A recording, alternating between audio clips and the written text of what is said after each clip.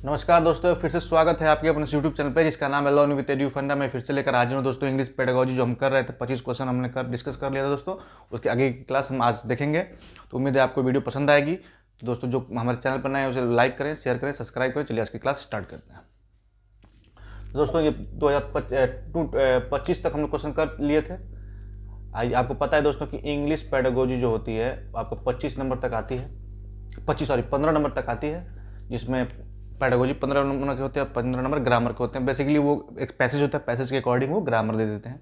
दोस्तों चलिए, तो आज की क्लास में 26वां क्वेश्चन नंबर से स्टार्ट करते हैं। What can be used as a proper for dialogue in order to teach new lexical or structural terms? बताएं दोस्तों। पूछ रहे हैं what can be used as props for dialogues in order to teach new lexical or structural items? Textbook, reference book, realia या dictionary? बताएं दोस्तों।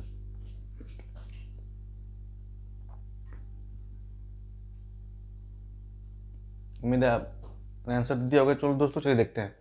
पूछ रहा है what can be used as props for dialogues. मतलब जैसे पहले क्या होता था दोस्तों, देखिए सबसे पहली बात तो ये जो टेक्स्ट बुक है आपका, ये क्या है आपका, ये ट्रेडिशनल हो गया, ये ट्रेडिशनल मेथड हो गया दोस्तों। क्या सा मेथड है ये ट्रेडिशनल मेथड है। ट्रेडिशनल मेथड मतलब कि जब बस एक जिसमें अध्यापक क्या होता था, एक ये टीचर सेंटर्ड एजुकेशन के सिस्टम था, इसमें बाल केंद्रित शिक्षा नहीं थी, जो चाइल्ड सेंटर्ड नहीं थी। लेकिन चूंकि अकॉर्डिंग टू एनसीएफ 2005 वो क्या बोलता है कि आप बच्चों के हिसाब से पढ़ाइए, बच्चे की इंटरेस्ट के हिसाब से पढ़ाइए दोस्तों। तो टेक्स्ट बुक, रेफरेंस बुक भी नहीं कोई मतलब है।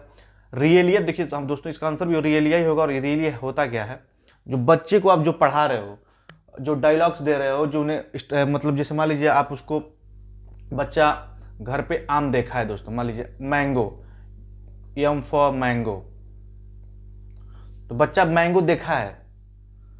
यहाँ पे मान लीजिए आपने एक चित्र दिया मैंगो का, मान लीजिए सपोज दैट, मान लीजिए मैंगो है, मैंगो का चित्र देख लिया बच्चा, तो टीचर बता रहे कि एम फॉर मैंगो, तो बच्चा मैंगो जानता है कि मैंगो ये है, आम इसको कहते हैं, लेकिन उसको मीनिंग नहीं जान रहा है। अब आप उसके बाद आप उसने इसे बता भी दिया कि मैंगो मतलब आम होता है, तो उसके दिमाग में फिट हो जाएगा। तो वो क्या है, रियल सिचुएशन से कनेक्ट कर पाएगा कि आम को मैंगो बोलते हैं, एप्पल को सेब बोलते हैं। सेब को चित्र दिखाया आपने, उसे कनेक्ट करा दिया कि देखो सेब को क्या बोलते हैं, एप्पल बोलते हैं। मतलब ये कहने, इसका कहने का मतलब यही है कि बच्चे को आप जितने भी रियलिस्टिक पढ़ाएंगे, मतलब उसके वास्तविक जीवन को जोड़कर, उसके पाठ्यक्रम को जोड़कर एक में कंबाइन करके पढ़ाएंगे, बच्चा अधिक से अधिक रिलेट कर पाएगा और अधिक से अधिक सीख पाएगा। उसका मतलब यही है दोस्तों। चलिए नेक्स्ट देखते हैं, इसका आंसर क्या होगा, सी। नेक्स्ट है हमारा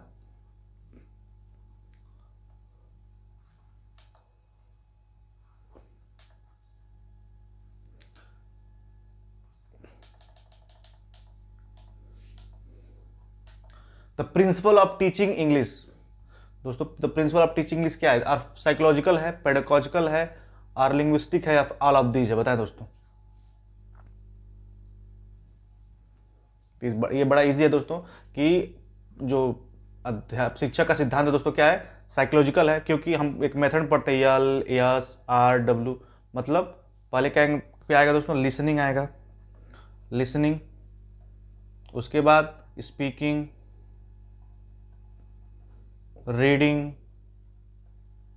देन राइटिंग। मतलब एक ऑर्डर सीक्वेंस चल रहा है कि पहले हम बोलना सीखेंगे, सुनना सीखेंगे, फिर बोलना सीखेंगे, फिर पढ़ना सीखेंगे, फिर लिखना सीखेंगे।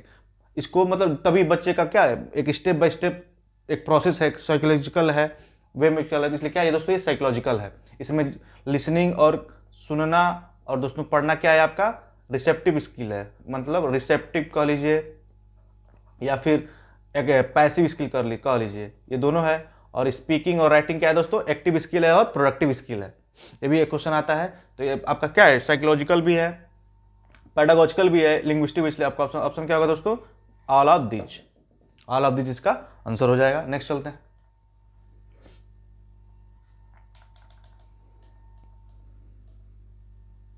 The principle of teaching English are facilitated, sorry, the principle of in teaching English are to facilitate the learning, to facilitate the teaching, to facilitate both teaching and learning, to facilitate the school effectiveness। बताएं दोस्तों। इसमें कौन सा होगा?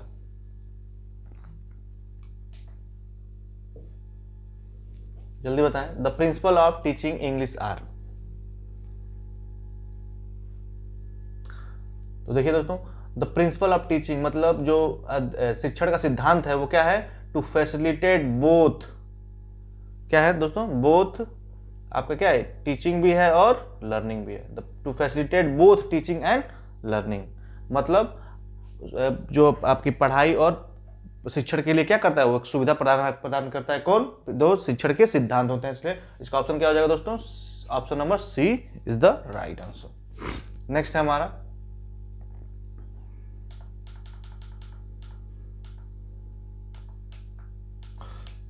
English is taught in Indian school as, मतलब भारत में English कैसे पढ़ाया जाता है? द फर्स्ट लैंग्वेज के रूप में, द सेकेंड लैंग्वेज के रूप में, द थर्ड लैंग्वेज के रूप में, द ऑप्शनल लैंग्वेज रूप में। मैंने बताया था दोस्तों, पिछले वाले जो क्लास लिया था मैंने, उसमें बताया था कि इंग्लिश का क्या सिचुएशन है, क्या उसका दर्जा प्राप्त है भारत में, सब बताया था मैंने। तो आपको क्या पता है दोस्तों, इंग्लिश को कैसे पढ़ाया जाता है? इसको कैसे पढ़ाया जाता है? इंग्लिश कैसे पढ़ाया जाता है दोस्तों? तो इंग्लिश एक क्या है भारत में? क्या एक टारगेट लैंग्वेज है। क्या है ये? इसे टारगेट लैंग्वेज भी दे सकता है आपको। इंग्लिश एक क्या है? टारगेट लैंग्वेज है। तो भारत में किस किस नंबर? सेकेंड लैंग्वेज के रूप में पढ़ाया जाता है। अगर आप ये पूछ दे दोस्तों कि इंग्लिश पूरे वर्ल्ड में क्या है, तो इस क्या है? एक ग्लोबल लैंग्वेज है। क्या ये ग्लोबल लैंग्वेज है?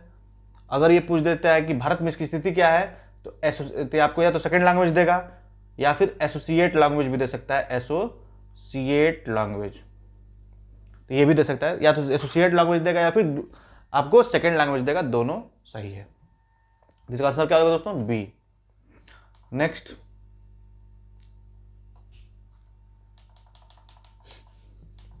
To 30, which one of the following techniques is not followed in the direct method, मतलब इन चारों ऑप्शन में से कौन सा डायरेक्ट मेथड जो है फॉलो, मतलब कौन सा टेक्निक डायरेक्ट मेथड में फॉलो नहीं होती? Demonstration and visual aids, conversation practice, use of study native language, question and answer exercise. बताएं दोस्तों।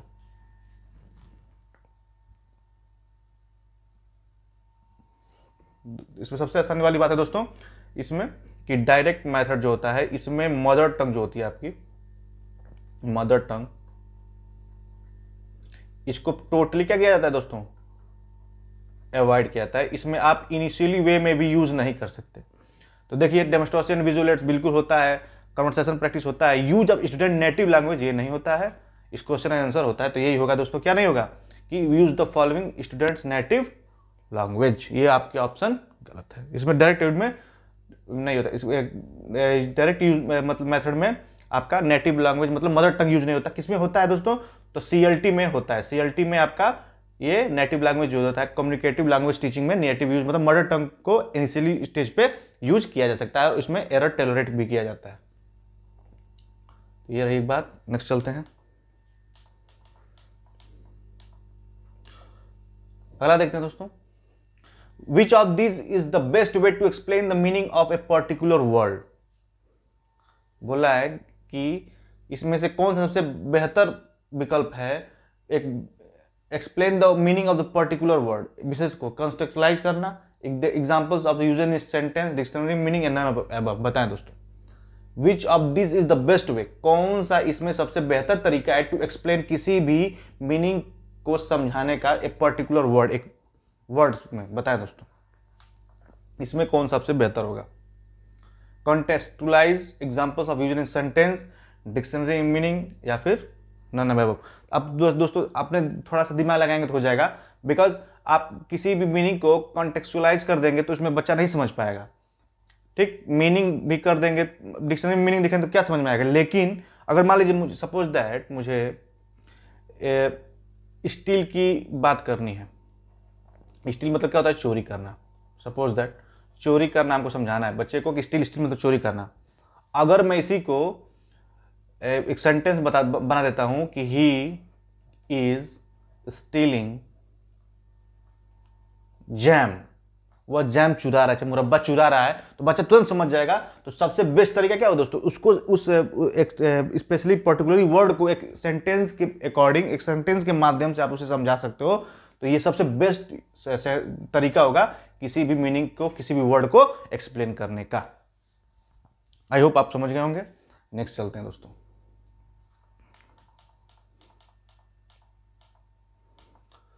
नेक्स्ट है हमारा comprehensive evaluation of refers to assessment of. बताएं दोस्तों क्या होगा। Comprehensive evaluation refers to assessment of summative assessment, co curriculum activities, academic subject, या फिर both scholastic and co scholastic. बताएं दोस्तों। इसमें थोड़ा समझने वाली बात है दोस्तों। क्या पूछ रहा है, कॉम्प्रिहेंसिव इवेल्युएशन मतलब बच्चे का समग्र सर्वांगीण विकास की बात कर रहा है। तो दोस्तों तो सर्वांगीण विकास में क्या आ जाएगा, उसका शैक्षिक भी आ जाएगा, शैक्षिक गतिविधि प्लस शैक्षिक गतिविधि भी आ जाएगा। मतलब उसका स्कोलास्टिक भी आ जाएगा और को स्कोलास्टिक एरियाज भी आ जाएगा। मतलब उसके पेपर पेंसिल किताबों से रिलेटेड मन एग्जाम का भी आ जाएगा, पर खेल कूद जो भी एक्स्ट्रा करिकुलम है बाहर का, वो भी उसको कंबाइन करके ओवरऑल व्यूज में देखा जाएगा कि उसने कितनी प्रगति की है दोस्तों। तो क्या हो जाएगा इसमें आपका both scholastic and co scholastic areas का कॉम्प्रिहेंसिव इवैल्यूएशन होता है। आपको पता है दोस्तों फॉर्मेटिव सबमेटिव होता है। फॉर्मेटिव मतलब क्या होता है, आपका निरंतर मूल्यांकन में होता है, और सबमेटिव में लास्ट में जो होता है एंड ऑफ द सेशन, और ड्यूरिंग मूल्यांकन जो ड्यूरिंग इवैल्यूएशन फॉर्मेटिव है, और एंड ऑफ द सेशन क्या है, सबमेटिव है।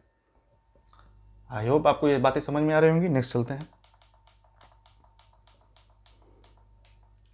दिया है दोस्तों peer assessment.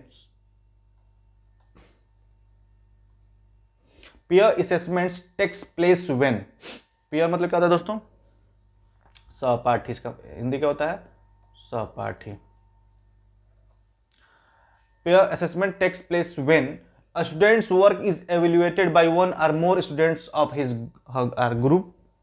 A student's work is evaluated by all the teachers. A teacher's work is evaluated by all the teacher students. A teacher's work is evaluated by a student. तो दोस्तों ये peer students क्या होता है कि बच्चे आपस में क्या करते हैं। बच्चे जैसे मान लीजिए किसी प्रोजेक्ट पे कोई काम हो रहा है, तो सारे बच्चे उसके ही एज के ग्रुप के बच्चे उसी क्लास के पीयर्स ग्रुप में वो अपने आप कार्य करते हैं, और बच्चों में ही उसका क्या हो जाता है, मूल्यांकन भी अपने बच्चे खुद कर लेते हैं। उसमें क्या किसी को ग्रुप लीडर बना दिया जाता है, वो खुद मूल्यांकन करते हैं सही है कि नहीं। तो क्या होगा दोस्तों, स्टूडेंट्स वर्क माने बच्चों के कार्य इज एवुलेटेड बाई, मूल्यांकित होते हैं one or more students of his group, उसके ग्रुप के किसी एक या एक से अधिक बच्चों के द्वारा। मतलब बच्चे अपने में ही प्रोजेक्ट को करते हैं और अपने खुद ही मूल्यांकित कर लेते हैं दोस्तों। उसको क्या बोलते हैं, पीयर असेसमेंट बोलते हैं। आई होप आपको ये समझ में आएगा। तो इसका ऑप्शन क्या होगा दोस्तों, ए। नेक्स्ट है हमारा a good language proficiency test. क्या पूछा है दोस्तों, a good language proficiency test is entirely made up only one type of question. बताइए दोस्तों इसमें कि मतलब एक अच्छी लैंग्वेज मतलब भाषा संबंधी जो जांच होगी वो कैसी होगी। Entirely made up only one type of question, मतलब केवल एक भी टाइप के प्रश्न से आप ये टेस्ट ले सकते हो कि हाँ इसका भाषा सही है, या फिर फोकस ऑन ऐसे टाइप क्वेश्चन, या फिर निबंधनात्मक प्रश्न से जांच करके आप पता कर सकते हो कि अच्छा उसका टेस्ट है। Is completely based on objective type, ये पूरी तरह से वस्तुनिष्ठ प्रश्नों पर डिपेंड करेगा, या फिर is combination of objective type, short answer type and ऐसे टाइप क्वेश्चन। दोस्तों इसका सिंपल बड़ा आसान है कि जब भी किसी भाषा संबंधी आप जांच करोगे तो उसको ये भी देखोगे कि मुक्त प्रश्नों के उत्तर कैसे कर रहा है। जैसे मैंने ऐसे टाइप क्वेश्चन है जिसमें उसकी ब्रेन स्टॉर्मिंग हो रही है, मानसिक उद्वेलन हो रहा है, वो सोच रहा है, अपने उसमें क्रिएटिविटी दिखा रहा है। शॉर्ट टाइप भी देख सकते हो कि उसमें कि कैसे उसमें आप कर रहा है, उसमें रिलायबिलिटी होगी, वैधता होगी, रिलायबल होगा। Plus short type, objective type, ये सब सारी चीजें क्या होगा तब जाके आप बताओगे कि उसकी लैंग्वेज प्रोफिशिएंसी टेस्ट कैसी होगी। इसमें सारे चीजों का क्या होगा, कॉम्बिनेशन होगा। ऑब्जेक्टिव टाइप भी क्वेश्चन होगा, शॉर्ट टाइप क्वेश्चन भी होगा, और ऐसे टाइप भी होगा। तो मतलब ये भी होगा, ये भी होगा, और ऐसे टाइप भी होगा। तो इसका मतलब आपका D option is the right answer. Next है हमारा which of the following will help learners greater responsibility for their own learning, बताएं दोस्तों, which of the following will help learners responsibility for their own learning, surprise reading sessions, controlled writing task, peer assessment या फिर summative assessment. Which of the following will help learners greater responsibility for their own learning, supervise reading session, मतलब किसी के अंदर निगरानी में आप जो रीडिंग का सेशन लगाते हो, या फिर कंट्रोल, दोस्तों आप कंट्रोल हो जाएगा तो कोई मतलब नहीं है फिर, पीयर असेसमेंट या समेटिव असेसमेंट। दोस्तों तो क्या पूछ रहा है, learner greater responsibility for their own learning, तो पीयर असेसमेंट हो जाएगा इज द राइट आंसर। जो बच्चे खुद का आकलन करेंगे वो सबसे बेस्ट होगा। अगला है the main purpose of assessment, मतलब असेसमेंट जो लिया जाता है दोस्तों, इसका मेन उद्देश्य क्या होता है, इसका मतलब क्या होता है, इसका मोटो क्या होता है, वो पूछ रहा है। To measure achievement of learners, मतलब बच्चों की अचीवमेंट को मापना, या फिर to give practice in writing, मतलब लिखने का अभ्यास करना, या फिर to improve the teaching learning process, या फिर अध्यापक के शिक्षण विधि को बेहतर बनाने के लिए करना, या फिर to decide pass and fail. तो दोस्तों बस आप एलिमिनेट मेथड लगाइए, वो पता चल जाएगा। पास एंड फेल नहीं हो सकता कभी। टू गिव क्या, तो मेन पर assessment, to measure achievement of learners, to improve teaching learning process. तो दोस्तों इसमें क्या होगा, to give practice in writing, ये भी नहीं हो सकता। इन दोनों में से ए और या तो ए हो या सी हो। तो क्या दे रहा है दोस्तों, मेन पर assessment, to measure achievement of learners, to improve the teaching learning process. तो दोस्तों ये फॉर्मेटिव में होता है, ये आपका option number A is the right answer.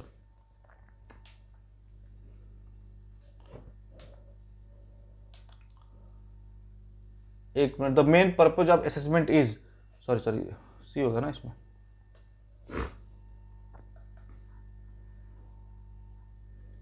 तो दोस्तों तो इसमें क्या होगा, ये आपका ऑप्शन जो to improve the teaching learning process, मतलब शिक्षण विधि जो है आपकी, उसको मतलब आप जैसे मान लीजिए आप असेसमेंट टेस्ट ले गए, उसके बाद पता चलेगा कि आपका बच्चा किस उसमें कमजोर है, तो उसको बेहतर मतलब और उसमें शिक्षण विधियों में सुधार करने के लिए असेसमेंट होता है, जो फॉर्मेटिव असेसमेंट हो या फिर समेटिव असेसमेंट हो। फॉर्मेटिव असेसमेंट निरंतर मूल्यांकन होता है।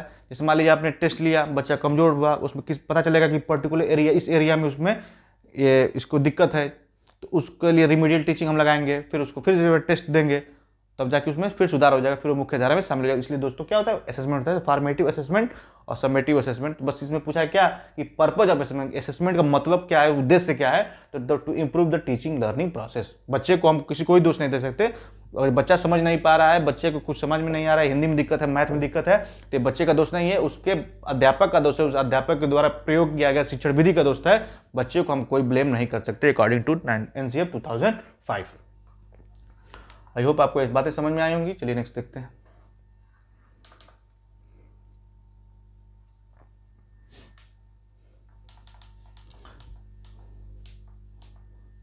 विच of this is the strategy remedial teaching.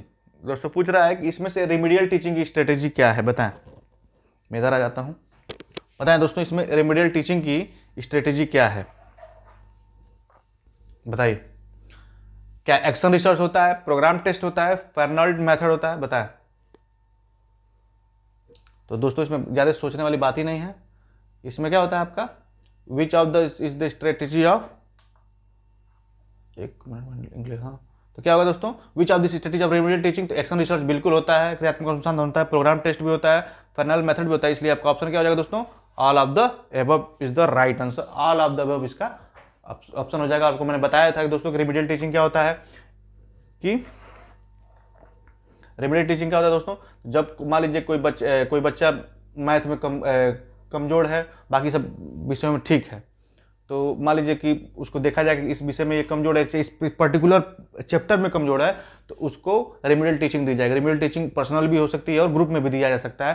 फिर उसके बाद से उसको टेस्ट दिया जाएगा, पढ़ाया जाएगा उसको स्पेशली रिमीडियल टीचिंग के माध्यम से। फिर उसको डायग्नोस्टिक, इसमें होता है क्या दोस्तों, रिमीडियल टीचिंग में डायग्नोस्टिक, फिर रिमीडियल, फिर टेस्ट होता है, उसके बाद से बच्चा ठीक हो जाता है। धीरे धीरे 2-4 बार रिपीटेड टीचिंग लगाया जाएगा, सही हो जाएगा बच्चा। तो इसका मतलब क्या होगा, एक्शन भी होता है, प्रोग्राम भी होता है और पैनल मेथड भी होता है।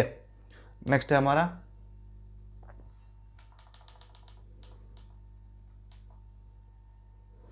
इसमें बताया दोस्तों कि slow learners fail to grasp effectively and mix up words and structures easily, teachers can remediate by beginning with content to grasp. बताएं दोस्तों इसमें क्या होगा,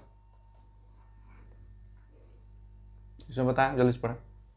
slow learners fail to grasp effectively and mix up words and structures easily, teachers can remediate by beginning with content to grasp, setting drills and for practice, painting them with the clever student, identifying the area of difficulty, preparing for। तो दोस्तों देखिए इसमें अभी मैंने बताया कि remedial teaching में क्या होता है, सबसे पहले डायग्नोस्टिक होता है दोस्तों। तो देखिए setting for a drill practice से जब उसको आता ही नहीं है पढ़ने, वो रुक रुक के दोनों वर्ड को मिक्सअप करके पढ़ता है, स्लो लर्नर है, तो दोस्तों उसको प्रैक्टिस भी कराएंगे तो उसका कोई मतलब नहीं है। Painting them with a clever students, जी नहीं, उसको चालाक बच्चों के साथ बैठा देंगे तो वो और क्या हो जाएगा, डाउन हो जाएगा, बिकॉज वो थोड़ा सा हतोत्साहित महसूस करेगा, क्या होगा, डिस्करेज हो जाएगा कि उसको अंदर क्या आ जाएगी, डिमेरिट आ जाएगी कि बच्चा वाले कुछ बच्चे चालाक बच्चे को किसी कमजोर साथ बच्चे बैठा दोगे तो उसको अपने आप को अपमानित महसूस करेगा। तो इसका ये हल नहीं होगा दोस्तों। तो ये ऑप्शन भी क्या है, गलत है आपका। आइडेंटिफाई द एरिया डिफिकल्टी, बिल्कुल उसके उस एरिया को हम क्लियरिफाई करेंगे, पहचान करेंगे कि किस एरिया में उसको दिक्कत है। तो identify the area difficulty, remedial teaching मतलब ये दोस्तों, हमें कोई बीमारी होती है, हम डॉक्टर के पास जाते हैं तो डॉक्टर पर सभी पर लिखता है जाइए ब्लड की जांच करा लीजिए, ताकि ब्लड जांच करने से पता चल जाए कि हमें पूरे बॉडी के किस पार्ट में किस वजह से क्या कौन सी दिक्कत है, उस पर्टिकुलर चीज की दवा डॉक्टर देता है। उसी तरह दोस्तों हम बच्चे के एरिया को डिफिकल्ट जो आइडेंटिफाई करेंगे कहां से उसको दिक्कत है, उसके बाद हम रिमीडियल टीचिंग लगाएंगे, उसके बाद से बच्चे को दिक्कत दूर हो जाएगी। तो हमारा ऑप्शन क्या हो जाएगा दोस्तों, सी इज द राइट आंसर। उम्मीद है आपको समझ में आया होगा दोस्तों। चलिए नेक्स्ट चलते हैं। अब देखिए, when young learners are taught to improve their spelling and punctuation they will क्या, व्हेन यंग लर्नर, जब छोटे बच्चे are taught to improve their, जब बच्चे को सिखाया जाता है कि इंप्रूव देयर स्पेलिंग, अपने उच्चारण और जो स्पेलिंग्स होती है उसको सही करने के लिए वो क्या करेंगे, enhance their fluency, nurture their creativity, sharpen their listening skills, improve their accuracy. बताएं दोस्तों, young to improve their spelling and they will, बताएं दोस्तों क्या करेंगे।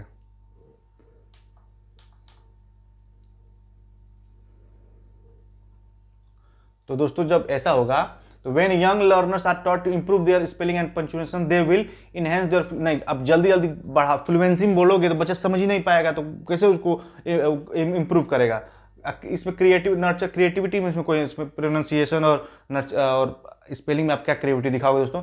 Sharpen their listening skills, improve their accuracy, तो एक्यूरेसी भले आप धीरे बोलिए कम बोलिए लेकिन एक्यूरेसी होनी चाहिए, अच्छा मतलब सुस्पष्ट होना चाहिए कि आप जो भी बोल रहे हो। जैसे मैंगो, हम क्या बोलते हैं मैंगो, लेकिन दोस्तों वो अकॉर्डिंग टू जो ट्रांसक्रिप्शन होता है उसके हम मैंगो बोलते हैं दोस्तों। तो एक्यूरेसी होनी चाहिए, आप तेज बोले धीरे बोले डजंट मैटर, क्रिएटिविटी उसमें दिखानी नहीं है। लिसनिंग स्किल ठीक है, आप खूब अच्छी लिसनिंग स्किल है, आप बोल ही नहीं पा रहे हो तो कोई मतलब नहीं है। इसलिए क्या है, जो भी आप बोलिए उसको इसमें एक्यूरेसी हो, मतलब स्पष्ट हो, सही हो। इसका अर्थ क्या हुआ, जैसे मान लीजिए बोले मैंगो, एक्सीडेंट, हम लोग बोलते एक्सीडेंट हो गया, नहीं एक्सीडेंट हो गया, इट्स एक्सीडेंट। मैंगो, काम, ये सब क्या है दोस्तों, तो एक्यूरेसी होनी चाहिए।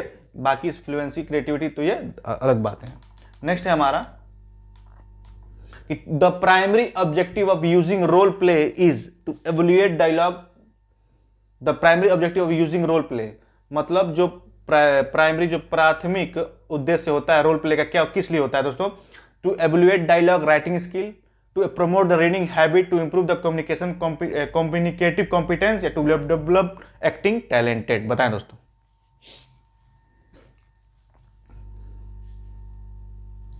तो आप सबको पता है दोस्तों कि इसमें डायलॉग, छोटा बच्चा उसको स्क्रिप्ट राइटर थोड़े बनना है कि राइटिंग स्किल बेहतर करने के लिए पढ़ रहा है, नहीं रीडिंग हैबिट के लिए तो मना ही करता है। उसके लिए क्या होता है, to improve the communicative competence, मतलब बातचीत करने की क्षमता का विकास करना। इसीलिए दोस्तों ये कौन सा मेथड है, ये CLT मेथड है, मतलब कम्युनिकेटिव लैंग्वेज टीचिंग। मतलब CLT में क्या होता है कि इसमें जो टीचर होता है एक सिचुएशन क्रिएट करता है, जैसे किसी बच्चे को कोई पुलिस वाला बना देगा, किसी बच्चे को कस्टमर बना देगा, किसी को वकील बना देगा, किसी को कल्प्रिट बना देगा, किसी को जज बना देगा, मतलब उसको एक सिचुएशन देके रोल प्ले कराया जाता है और आपको बात करना है टारगेट लैंग्वेज में, इंग्लिश में बात करना है, इंग्लिश टारगेट लैंग्वेज तो इंग्लिश में बात करिए। तो उससे बच्चों को क्या होता है, मतलब कॉन्फिडेंस डेवलप होता है, उनमें कम्युनिकेटिव कॉम्पिटेंस का विकास होता है, और इसका मेन मोटो यही होता है CLT का, और इसमें सबसे ज्यादा प्रचलन में यह है दोस्तों CLT, इसलिए हमारा ऑप्शन क्या हो जाएगा CCC। नेक्स्ट है हमारा the main responsibility to a language teacher as facilitator, मतलब पूछ रहा है कि सबसे बड़ी उपलब्धि जो लैंग्वेज टीचर की होती है एज सुविधा प्रदाता के रूप में, अगर पूछ ले दोस्तों कि according to the NCF 2005 the teacher is, address दे दे कि फैसिलिटेटर, लीडर, टीचर, फ्रेंड, तो दोस्तों सबसे क्या होगा फैसिलिटेटर, क्योंकि NCF 2005 ने टीचर को क्या माना है, सुविधा प्रदाता माना है, फैसिलिटेटर माना है। तो उसी तरह पूछ रहा है दोस्तों the main responsibility of language teacher as facilitator to provide a lot of information and make them learners to listen to it, मतलब एक और मतलब सुविधा प्रदाता के रूप में अध्यापक को क्या करना चाहिए, खूब अधिक से अधिक सूचना दे दीजिए बच्चों को, and make the learner listen to it, और बच्चों को कहिए उसमें सुने, या फिर टू स्ट्रिक्टली सख्त रूप से कंट्रोल द क्लास, पूरे क्लास में नियंत्रण करिए, and cover the syllabus in a quick time, और जल्दी जल्दी पाठ्यक्रम को पूरा कराइए निश्चित समय पर। To read the lesson aloud and provide explanation for each line, क्या टू रीड द लेसन, बच्चों को पाठ पढ़ाइए अलाउड जोर जोर से, एंड प्रोवाइड एक्सप्लेनेशन, और उसका विवरण समझाइए फॉर ईच लाइन, प्रत्येक लाइन का, या फिर to create number of opportunities, अधिक से अधिक अवसर का क्या करिए, निर्माण कीजिए फॉर द लर्नर्स, बच्चों के लिए, to use the language meaningfully, ताकि बच्चे उसका अर्थ को समझ सकें। तो दोस्तों सबसे देखिए टू प्रोवाइड अधिक से अधिक उसको इंफॉर्मेशन दे देंगे और बच्चा को समझ में नहीं है तो कोई मतलब नहीं है, उतना ही पढ़ाइए जितना बच्चा क्या करे, आत्मसात कर पाए। टू कंट्रोल, आप स्ट्रिक्टली कंट्रोल कर ही नहीं सकते तो हटा दीजिए, strictly is the negative word. आप एक्सप्लेनेशन प्रोवाइड अलाउड, जोर जोर से पढ़ाने कोई मतलब नहीं। हाँ यहाँ देखिए सब बच्चा भी क्या करता है, अधिक से अधिक क्या करेंगे, आप देखिए कितने अच्छे अच्छे शब्द हैं, अपॉर्चुनिटीज, मतलब उसे अवसर देंगे, किसको, बच्चों को। फिर क्या मीनिंगफुली, ये सब क्या है दोस्तों पॉजिटिव वर्ड है, आपको मीनिंग समझ, और मान लीजिए जिसका हिंदी नहीं भी निकाल पाते हो तो अपॉर्चुनिटीज देख लीजिए, मीनिंगफुली देख लीजिए, इसी से आप क्रिएट करेंगे। ये सब क्या है दोस्तों, ये आपका पॉजिटिव वर्ड है और इसका ये आंसर हो जाएंगे। बस आप मीनिंग समझ में नहीं आए तो कीवर्ड देख लीजिएगा, अपॉर्चुनिटीज आ जाए, मीनिंगफुल आ जाए, क्रिएटिविटी आ जाए, ये सब क्या है, कॉम्प्रिहेंसिव लर्निंग आ जाए, ये सब क्या है पॉजिटिव वर्ड है और यही आंसर हो जाएंगे। नेक्स्ट है हमारा language skill can be learn better, भाषा जो दक्षता है वो अधिक से अधिक सीखी जा सकती है, कैसे, if they are taught in integrated manner with the help of challenging drills through written test and practices thought in solution। तो देखिए दोस्तों भाषा कैसे सीखी जा सकती है, with the help of challenging drills, अधिक से अधिक चुनौतीपूर्ण कार्य करके, नहीं, राइटिंग टेस्ट और प्रैक्टिस से नहीं, सॉल्यूशन का कोई मतलब नहीं है। कैसे कर सकते हैं दोस्तों, इंटीग्रेटेड, देखिए इंटीग्रेटेड भी क्या है, पॉजिटिव इंटीग्रेटेड मतलब क्या होता है दोस्तों, जैसे हम लोग पढ़ते हैं ना LSRW, मतलब पहले लिसनिंग सीखेंगे, फिर स्पीकिंग, फिर रीडिंग, फिर राइटिंग, मतलब एक दूसरे से क्या वो सम्मिलित है, माने एक के बाद एक आएगा, मतलब इंटीग्रेटेड मैनर में हम सीखेंगे तभी हमको क्या होगा, लैंग्वेज स्किल क्या है बेटर सीख पाएंगे। तो integrated is the positive word और इसका आंसर हो जाएगा दोस्तों क्या आपका ए। नेक्स्ट है हमारा कि टेक्स्ट बुक शुड बी, मतलब जो पाठ्य पुस्तक होनी चाहिए, यूज्ड, ग्रेडेड, रिवाइज, इलिस्ट्रेटेड, बताएं दोस्तों क्या होनी चाहिए। तो दोस्तों यूज्ड, ठीक है, जब यूज्ड नहीं, ग्रेडेड, रिवाइज्ड, ये दोनों ऑप्शन ग्रेडेड होना चाहिए। ग्रेडेड का मतलब यहां पे है दोस्तों कि बच्चों के according to learners age and classes, मतलब उनकी क्षमता के अनुसार। मान लीजिए अब देख का लड़का है और उसको दे दो हाई स्कूल का पढ़ने के लिए इंग्लिश, तो नहीं समझ पाएगा, इसलिए बच्चे के क्षमता के और बच्चे के एज के अकॉर्डिंग होनी चाहिए। नेक्स्ट है हमारा the principle of motivation is the core of, क्या होगा, टीचिंग, स्लीपिंग, लर्निंग या लैंग्वेज। तो दोस्तों द प्रिंसिपल ऑफ मोटिवेशन मतलब प्रेरणा का जो सिद्धांत है शिक्षण में, वो टीचिंग, स्लीपिंग, लर्निंग, तो क्या होगा दोस्तों, तो प्रिंसिपल ऑफ मोटिवेशन किसका सिद्धांत है, लर्निंग का, ऑप्शन नंबर सी। लर्निंग का है ना दोस्तों, द प्रिंसिपल ऑफ मोटिवेशन क्या है, लर्निंग का सिद्धांत है। अगला है हमारा, which one of the following is not the basic principle of the teaching English. इनमें से चारों में से कौन बेसिक प्रिंसिपल नहीं है इंग्लिश का? लैंग्वेज, प्रॉपर ऑर्डर, मोटिवेशन या फोनोलॉजी, बताएं दोस्तों। Which one of the following is not the basic principle of teaching English. Proper order होता है, मोटिवेशन होता है, फोनोलॉजी होता है। Which of the following is not the basic principle of teaching English. Proper order बिल्कुल होना चाहिए, proper order होता है दोस्तों, तभी तो ए के बाद से बी आएगा, फिर सी आएगा। मोटिवेशन भी होता है, अभी बताया हमने, फोनोलॉजी भी होता है, लेकिन लैंग्वेज नहीं होता है दोस्तों, तो यही हमारा ऑप्शन हो जाएगा ये। अगला है, remedial teaching should be taken. Remedial teaching कब लेनी चाहिए? तो मैंने बताया था दोस्तों, सबसे पहले कब लेनी चाहिए? आफ्टर डायग्नोस्टिक टेस्ट, मतलब सबसे पहले जांच करेंगे, फिर क्या करेंगे? इलाज। तो दोस्तों तो हमें पता चलेगा, तो मतलब टेस्ट, रीटीच, फिर टेस्ट, इसका ये होता है सीक्वेंस। नेक्स्ट है हमारा, इसमें ऑप्शन कौन होगा दोस्तों? यहाँ पे ऑप्शन हो जाएगा आफ्टर डायग्नोस्टिक टेस्ट।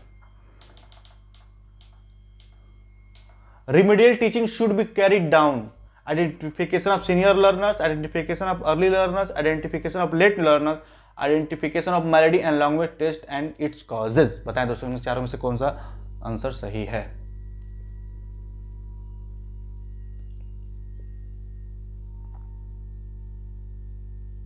उम्मीद है आपने आंसर दे दिया होगा दोस्तों। तो देखिए, the remedial teaching should be carry down क्या होगा? आइडेंटिफिकेशन सीनियर लर्नर्स और अर्ली लर्नर्स के लिए नहीं, क्या होता है? Identification melody and language test and its causes, उसके कारण क्या पता लगाया जाता है। Unity test and expression of evaluation, बताए दोस्तों। नॉर्मेटिव यूनिट किस में होता है? फॉर्मेटिव में होता है कि कॉग्निटिव में होता है? बताए दोस्तों। तो दोस्तों आपको अब यहां से बता दे रहा हूं, अभी यूनिट टेस्ट में क्या लिया जाता है? फॉर्मेटिव टेस्ट किसमें होता है? यूनिट टेस्ट में। जैसे फॉर्मेटिव असेसमेंट होगा, फॉर्मेटिव असेसमेंट, उसमें क्या होता है दोस्तों? यूनिट होता है। और सबमेटिव में क्या होता है? आपका टर्म होता है। जब भी टर्म पूछे तो क्या होगा? सबमेटिव लगाएंगे, यूनिट पूछे तो फॉर्मेटिव लगाएंगे। इसको याद रखिएगा, स्क्रीनशॉट ले लीजिएगा। इसका ऑप्शन क्या हो जाएगा हमारा? Formative test. The skill which should be tested are listening and speaking, reading and writing, listening, speaking, reading, writing। तो दोस्तों सबको पता है, यल, यस, आर, डब्ल्यू, सु, बो, प, ली। Option C is the right answer. और आज का लास्ट क्वेश्चन है दोस्तों कि in remedial teaching concentration on trouble spot is best done by arranging intensive practice, arranging medicine, arranging bubble spot. बताएं दोस्तों क्या पूछ रहा है? रिमीडियल टीचिंग में कंसंट्रेशन जो on trouble spot is best done by, मतलब जो आपका कंसंट्रेशन जो है उसको सबसे अच्छा स्पॉट नहीं कर पा रहे हो, उसको दूर करने के लिए क्या कर सकते हो? तो अरेंजिंग इंटेंसिव प्रैक्टिस, मतलब गहन अध्ययन पे विचार करना, मतलब अधिक से अधिक, मतलब ध्यान से पढ़ने। दो तरह के होते हैं दोस्तों, इंटेंसिव होता है और एक होता है एक्सटेंसिव, मतलब ऊपरी ऊपरी से पढ़ना, मतलब विहंगम दृष्टि डालना। तो आप गहन दृष्टि मतलब क्या, हम लोग आराम से जब अकेले धीरे धीरे मन में साइलेंट रीडिंग करते हैं उसको क्या बोलते हैं? इंटेंसिव रीडिंग करते हैं। तो उसको अरेंजिंग इंटेंसिव प्रैक्टिस के लिए उसको करना। उम्मीद है आपको वीडियो पसंद आएगा दोस्तों। ये उसमें ऐसे क्वेश्चन दोस्तों जो घुमा फिरा के हर बार क्वेश्चन आते हैं। इसमें 100 क्वेश्चन हम करेंगे, 50 क्वेश्चन कर लिए, 50 क्वेश्चन और है दोस्तों। मिलते हैं नेक्स्ट क्लास में, तब तक देखते रहिए और पढ़ते रहिए और अपना कमेंट जरूर बताएं दोस्तों वीडियो कैसा लगा। उम्मीद है आपको वीडियो पसंद आई होगी। लाइक करें, शेयर करें, सब्सक्राइब करें। धन्यवाद।